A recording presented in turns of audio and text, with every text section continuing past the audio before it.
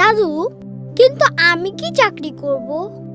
আমার সাথে এসো দাদু ভাই, আমি তোমাকে সব বুঝিয়ে বলছি। এই যে দেখো দাদু, আল্লাহ পাকের দুনিয়ায় কত ধরনের পেশা আছে। কেউ ডাক্তার, কেউ ইঞ্জিনিয়ার, কেউ জজ ব্যারিস্টার, কেউ পুলিশ, কেউ খামারি, কেউ খেলোয়াড়, আবার কেউ পাইলট।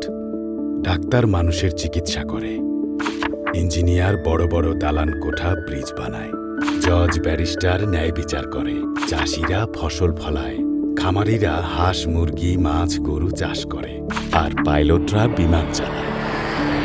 দাদু, আমি তাহলে কি হব? সে তুমিই ঠিক করো।